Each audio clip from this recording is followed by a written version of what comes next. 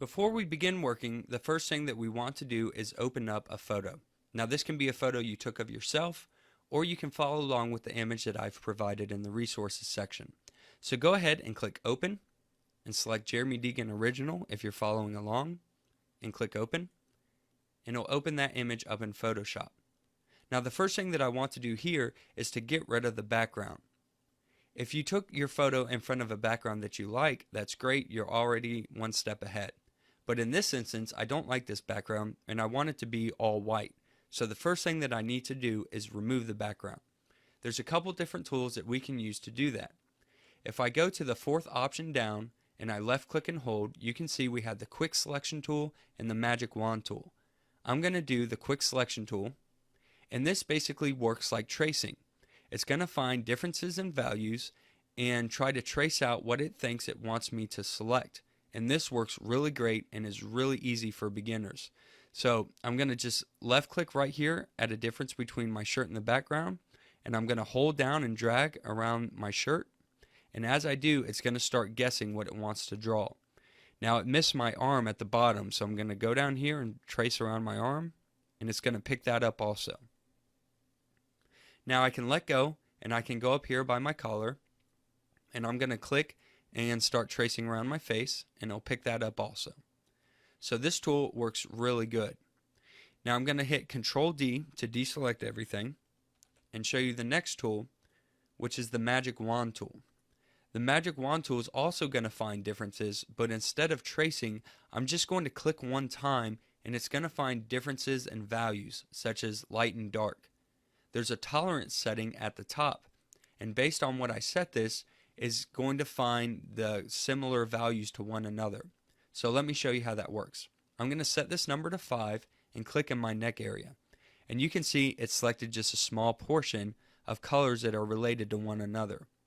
Now if I change that to 50, it's going to select more colors around the area that are closely related.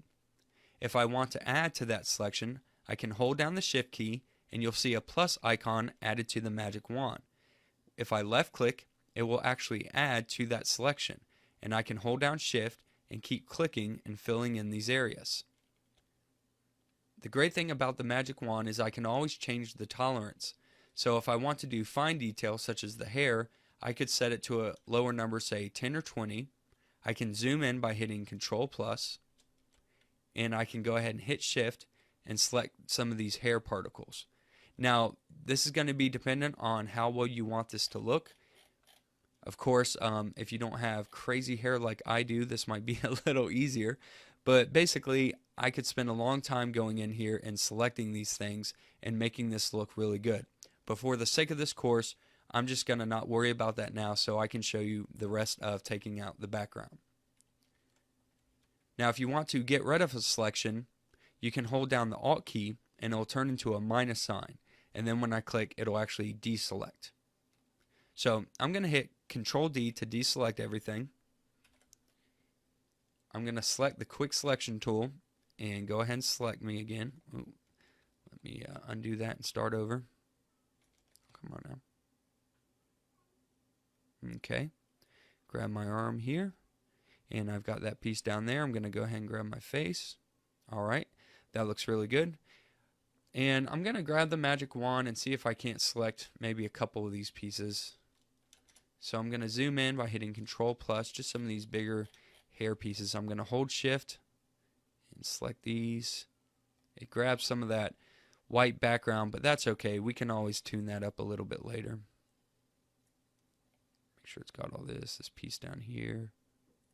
So just some of these bigger pieces, just so it looks halfway decent for this tutorial.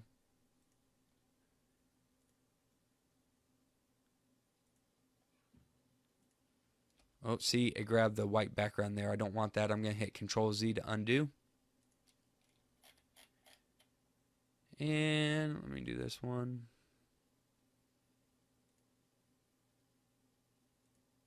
Okay, I think that's good enough for now. You'll get the idea here in a minute.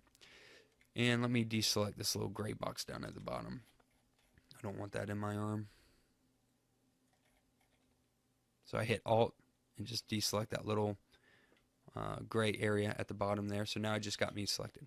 Okay, Now that we have our selection made, we want to get rid of the background, and we're going to use a layer mask to do that. So with the layer selected, I'm just going to click on the Add Layer Mask button at the bottom. And as I do that, the background instantly goes away. And we could stop right here if we wanted to. I mean, this already looks really good.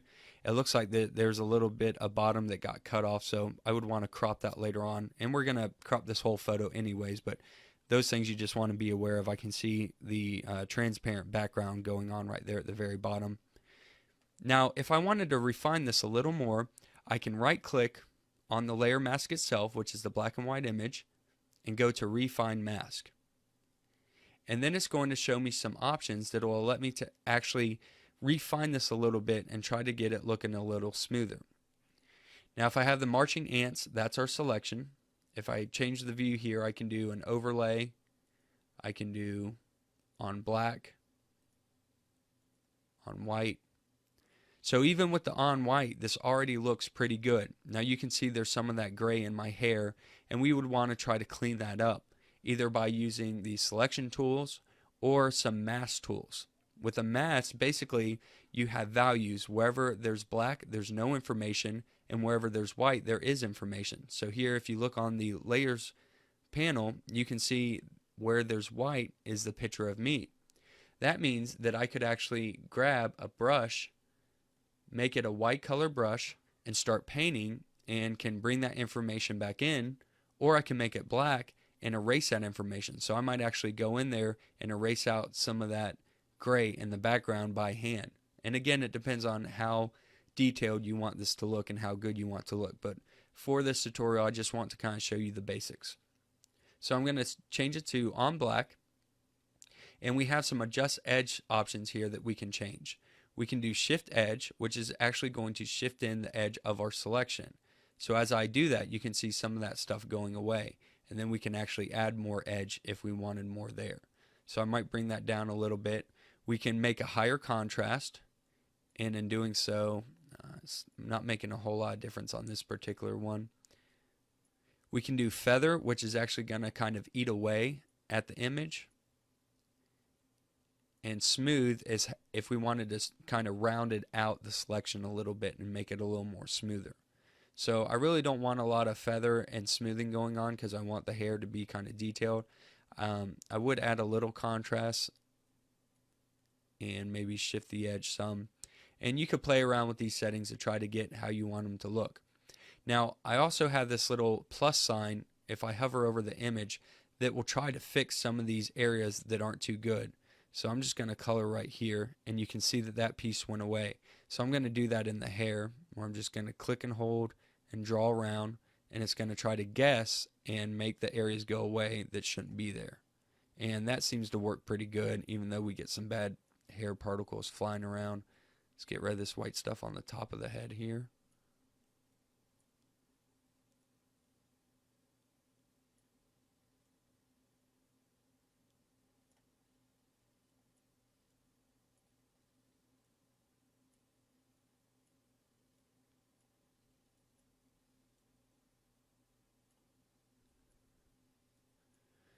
Alright, so that cleaned it up pretty well. Let's see how that looks on a white background.